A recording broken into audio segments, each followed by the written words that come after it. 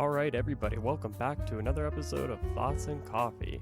Today's episode is going to be short and sweet, and I'm actually excited to talk about this one because I love this sort of stuff. We are talking about personal finance. Yes, personal finance, which really needs to be addressed in this country. Anyway, I don't think it's most people's fault because I'm blown away. We don't teach this in school. The ability to handle money and how to use money and how to invest. It's mind-boggling. We teach kids how to do complex algebra, which, I couldn't get. I was so bad at math growing up. I mentioned that, I think, in my last podcast, in the Marita's Bargain episode, how bad I was at math. And I brought up that one school, KIPP, and how they utilized it to make children better at math. But regardless, that's beside the point.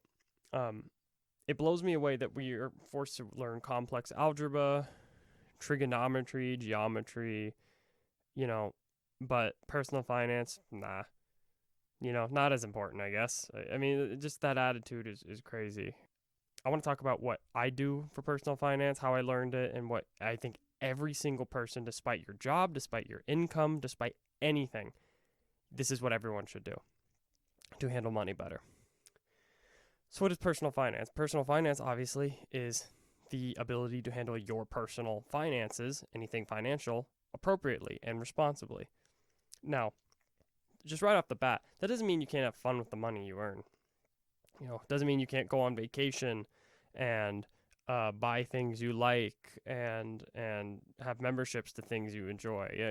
Those are all normal things that are easily available to you while being on a responsible personal finance scale. With personal finance, you can kind of get a lot of this stuff under control and really think about what you're doing with your life. And the idea behind personal finance is you just let yourself breathe a little in life because problems arise, really bad ones, and it's not fun. Personal finance allows you to be free. It's really the pursuit of freedom, not the pursuit of more money. It's the pursuit of freedom. Let's say you're listening right now, and you're getting paid minimum wage part-time. That's it. Maybe you go to school on the side, maybe you don't, whatever. You're just working a part-time job for minimum wage. This still applies to you, all of this. And so you need to listen carefully and see what you can do to make your life a little better with all this personal finance stuff. So for starters, what you want to do is you want to get a budget. By the way, I'm basing a lot of this off stuff I've learned over the years. I took a personal finance course in high school. It was an elective. It should be required, but it was an elective, and it was probably the most useful, best class I've ever taken in my life, and I applied it all to this day to my life. You want to make a budget every month on what you're going to spend. Every dollar you make has to be assigned to a specific task in a specific category. No dollar should be just left sitting in your checking account. That's basically what this is. What do I mean by that? Your checking account and your savings account are going to be two things that you use, and your checking account really is like a temporary jail cell for your money. That's how I like to look at it. Of course, you should have the minimum in there. I would just maybe leave $500 in there at all times that you don't touch. That's kind of my general rule. It just makes me feel comfortable. It makes me feel safe. That's not really an actual piece of advice, but in my checking account, I like to leave $500 in there minimum that I don't touch ever. And when I am paid with my income, my income's transferred to my checking account like it does with most of us, or if you're turning in your actual physical checks, it's going into your checking account most of the time. What you do is then you take that money and you assign it to specific categories throughout the month. So what do I mean by this? You assign a specific percentage and amount to groceries, to car repairs, to insurance, to bills you have to pay. And you assign it to what's most important to what's least important, right? And what's least important is usually stuff like entertainment factors.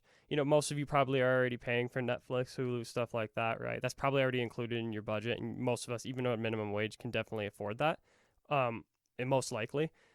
But entertainment stuff could be things like buying new clothes, video games, stuff that you could save for over time that you don't need to buy constantly or right away.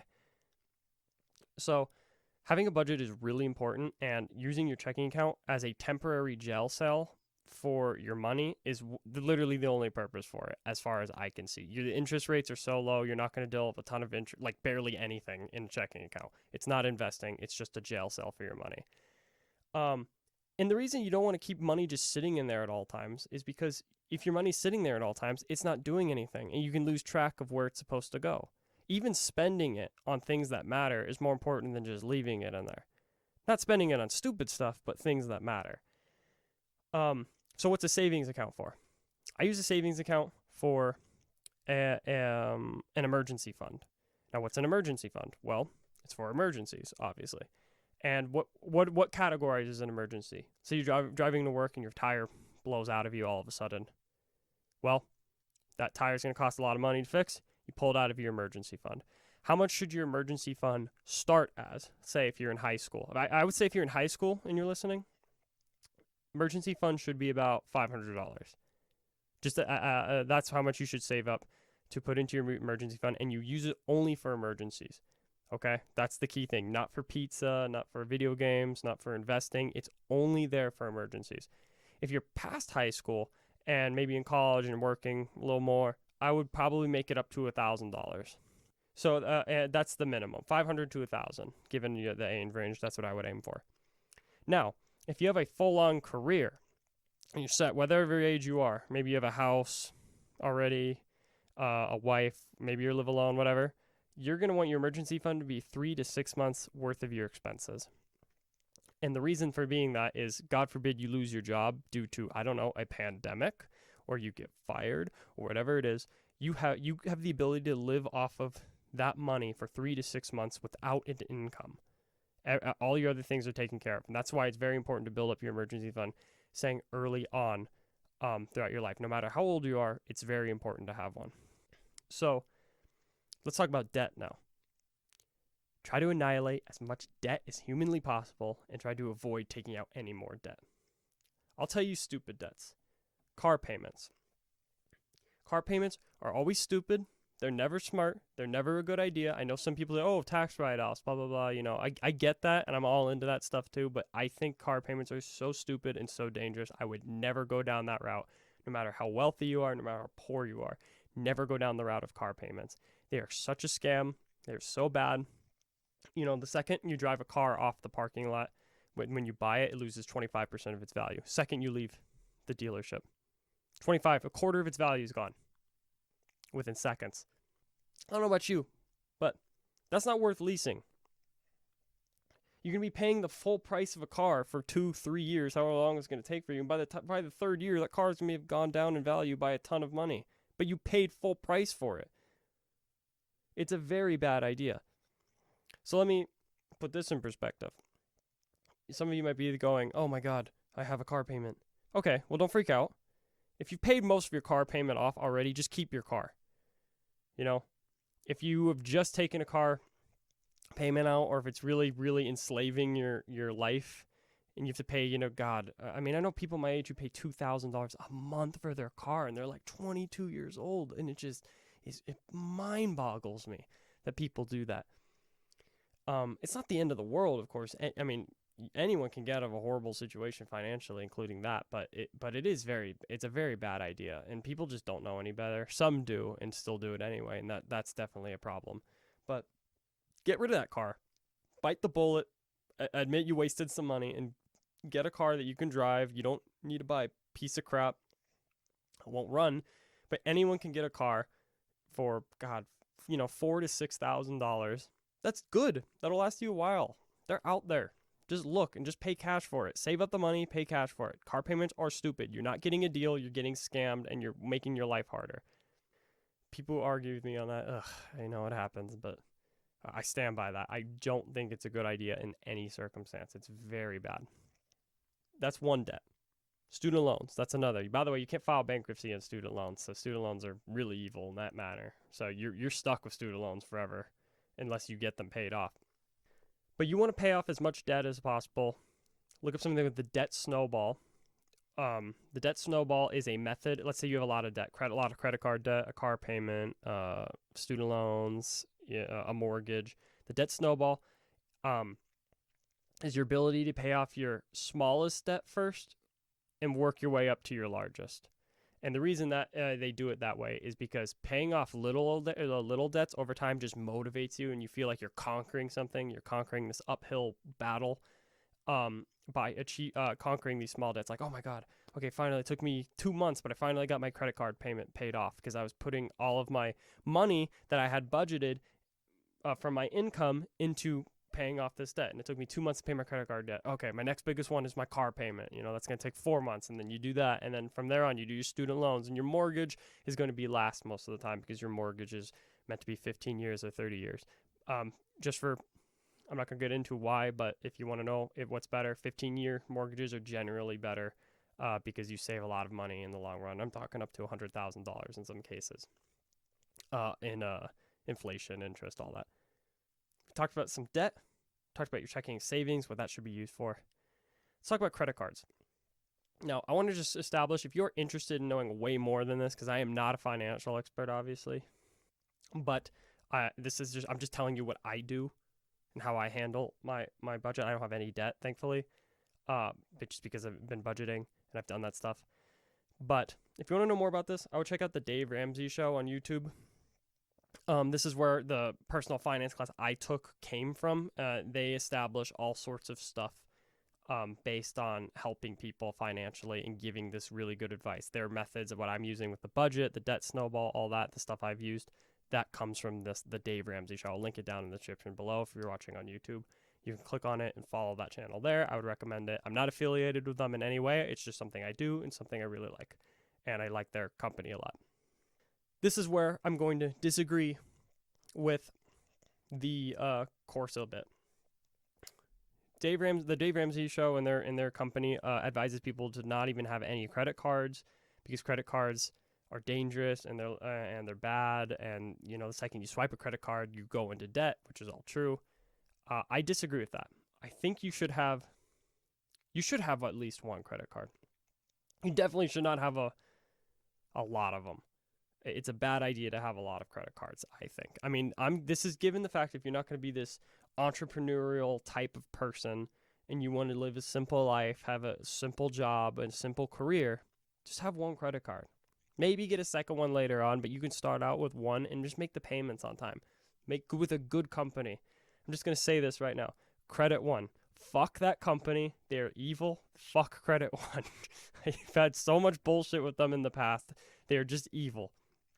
By the way, look up Credit One and Capital One. Look how similar the logos are. Yeah, that's the fight I got in with them, just so you know. That's beside the point. But just pick a good credit card company if you're going to have a credit card. Pay your minimum payments. Don't use debt to, to fund emergencies. I hate when people say, oh, if I'm in an emergency, I'll just use my credit card. Horrible idea. Your credit card is for building credit and just making your life a little easier when you need to deal with banks, especially if you are going to be an entrepreneurial type person out there, a businessman. You want to have a credit card to establish yourself with some banks a little, right?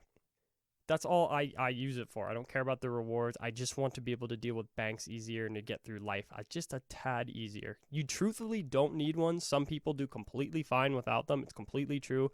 I will put the myths to rest that you need a credit card in order to take out a mortgage or to check into a hotel or to rent a car. That is all completely untrue. You can do all that stuff without a credit card. When there's money involved, people will take it. You don't need a credit card. Just easier to do that stuff with a credit card. But I just want to give the Dave Ramsey Show some credit there. They are right. You don't need any of that to do that stuff. But I like a credit card because, again, it makes me establish myself with banks a bit more. This final segment I'm going to go into is investing. Now, I want to be really clear. I am not giving anybody investing advice that I don't do. I am not a financial advisor. So if you invest in anything that doesn't work and blame me for it, that is not my fault. I'm not going to tell you what specific assets I own because I've had it happen before with friends where I tell them, oh, I bought this stock. And I tell them, I don't recommend you buy this stock. I'm not saying you should. I'm just telling you what I do. And then they buy it and then it doesn't work out and then they blame me for it. I don't like that. I don't advise people to do anything like that. I'm just going to explain to you what I do, which I've been doing throughout this entire episode. Everyone needs to invest. Everyone. Even if you're making minimum wage, hopefully you're not putting every dollar through that budget. Hopefully you don't have so many bills on a minimum wage job. that you can't save anything for investing. I know that there are circumstances like that, which really sucks. Like I said, check out that link for the Dave Ramsey show on YouTube. That should help you out. I'm not a financial advisor, like I said for the fifth time. I'm just telling you what I do, and your resources will get there if you need help. But what's interesting is everyone heard about that GameStop drama that happened, which of course we're all on the same side of. But the thing that blew me away is people go, I don't even know what stocks are. I don't even know how to invest. The amount of people I saw say that was frightening. Everyone needs to be investing. It's so important to your financial future. If you don't want to pay attention to how you should invest, if you really don't want to focus on investing in general, you always have to be mentally thinking and stressed out and things, don't buy single stocks. Instead, invest in mutual funds. Mutual funds, and you just look all this stuff up, okay? I'm not going to tell you where to go, but look all this stuff up on how to open these things because you need to. Mutual funds are a pool of stocks that are managed by someone else that you put money into, and it grows over time. It's moderately risky. It's not super high risk. It is a great way to build wealth over time for your financial future, for your retirement, maybe for a down payment on a home in the future, maybe to give away. But mutual funds and investing in general is so important and so good to do, and everyone has to do it if you could find a way to do it. Thing is I know that most mutual funds cost about $1,500 to $2,000 to open. That might sound like a scam. I can assure you it's not. The reason they cost that much money is they need kind of a big entrance opening if you're going to make any sort of money, because you're not buying one stock with a mutual fund. You're buying like a pool of stocks that are thrown together in other people's pool of stocks. It's kind of confusing, but you get the idea. You want to be able to do that down the road. So save for it a little, make a sinking fund. A sinking fund is basically setting aside some money for a large purchase in the future. You could do that in your checking account if you'd like, and calculate that within your budget. But you want to save some money, $1,500, $2,000. Look up the bank or company, financial company, investing company you're going to do that with, and you might want to open a mutual fund when you can. It's important to have them. Now, for those of you who want to be a little more risky and enjoy kind of the game side of investing like I do, you're going to want to do not only the mutual funds, you're doing that also, but you want to also do single stocks and maybe cryptocurrency. I do both of those things. I like them because it's kind of fun. I look at it as a game. I've made some really good money on both of those assets, on both cryptocurrency and single stocks. Again, not recommending you do that. It's only if you want to. I'm just establishing that I do this myself. But I've made really good money that way, and it's been great. I'd recommend you do your research if you're going to do this, of course. Never just buy anything or invest in anything without any knowledge about it. Invest in stuff that you understand. Not even that I understand, but you understand. Finally, let's get to retirement. Everyone should be saving for retirement. What I do, I put $100 a month into a Roth IRA, and I'm going to do that for a very long time. Years and years and years. I'm talking decades, and that's what I would recommend you do. Find a good Roth IRA. It is really good to establish money in your retirement at a young age. You're building for your future. You're doing good things for your life in the future, for your family. So I know I'm talking like a broken record, but let's go over what we're doing here overall. I want to get rid of as much debt as possible, have a budget, have an emergency fund, invest, and retire. If you just tweak your budget a little every month and do that and establish these goals and these things where you just send some money out of your checking account, like we talked about, your jail cell, to these things, these investing accounts, these retirement accounts, your groceries, your purchases, your life's going to be so much easier, especially when shit does hit the fan, because shit hits the fan with everyone, whether it's financially, emotionally, whatever it is. And you want to be prepared for all of it. A friend of mine told me that they didn't really care to do any of that. Like, I'm fine if I don't do any of that. And I was like, no, you're not fine if you don't do any of that. Because you might not care that much. Fine, you should, but you might not. But you doing this could benefit the world and the people around you and mankind in general. Because with doing this, you have not only more money to keep for yourself, but you have more money to make the world a better place, to change people's lives, more charities to donate to. The power of giving is increased by massive amounts when you're financially responsible. And again, everyone has to start, even if they're making minimum wage and they're working part-time and you're 17 years old. Start this now. This is the best way to do it. There's a ton of methods out there. There's a ton. But this is a smart way of doing all of this.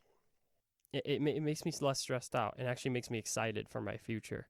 Because when you get depressed and times get hard, it's easy to not get excited for that sort of thing.